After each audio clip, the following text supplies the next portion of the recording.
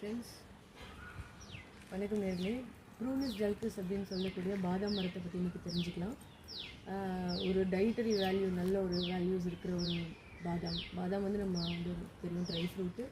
அது வந்து உங்களுக்கு ரிச் இன் ப்ரோட்டீன் ரிச்சுங்க. அது நீங்கள் ரெகுலராகவே நீங்கள் எல்லாருமே சாப்பிடலாம்.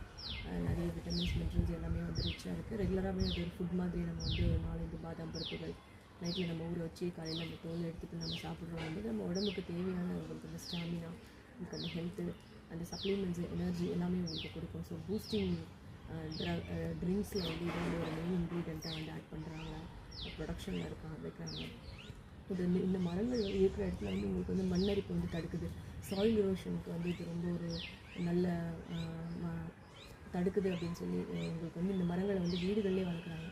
அதுக்கப்புறம் வந்து உங்களுக்கு இதனோட மரங்களோட அந்த இது அந்த ஸ்டெம்மு, அந்த இது அதனோட பகுதிகளை வந்து உங்களுக்கு வந்து படகுகள் தயாரிக்கிறதுக்கு வந்து பயன்படுறாங்க. வாட்டர் ரெசிஸ்டண்ட்டாக இருக்கிறதுனால இது வந்து அதுக்கும் வந்து ரொம்பவே பயன்படுதுங்க. அதுக்கப்புறம் மீன் வளர்ப்பில் வந்து இது ஒரு முக்கியமான பங்கு வகிக்குது. அப்படின்னா வந்து இதனோட இலைகளை வந்து அவங்க வந்து ஆன்டி ஃபங்கல், ஆன்டி மைக்ரோபியெல்லாம் வந்து அந்த தண்ணிகளில் வந்து அவங்க வந்து பயன்படுத்தும் போது அதில் வந்து வாட்டரோட பிஹெச் லெவலை வந்து அதை கம்மி பண்ணி மீனோட ஹெல்த்தை வந்து, அது ஃபிஷ்களோட ஹெல்த்தை வந்து அதிகப்படுத்தி அதை வந்து ஹெல்த்தியாக வைக்கணும் அப்படின்னு சொல்லி இதை வந்து மீன் வளத்தில், அக்வாரியமில் வந்து நிறையவே பயன்படுத்துகிறாங்க. ஸோ அது போல் உங்களுக்கு எக்ஸ்டர்னல், அதாவது வெளிப்புறம் அப்படின்னு வரும்போது பாதாம் ஆயிலாக அதை நம்ம ப்ரிப்பேர் பண்ணுறாங்க. தலைக்கு நரிஷ்மெண்ட் கொடுக்கறதுக்கு, ஹேர் க்ரோத்துக்கும் வந்து இது ரொம்ப ரொம்ப நல்லது. நம்மளோட வேர்க்கால்கள் வந்து ரொம்ப நல்லா திக்காக நல்லா வேரூன்றி வளரணும் அப்படின்னு வந்து பாதாம் ஆயில் வந்து யூஸ் பண்ணுறாங்க.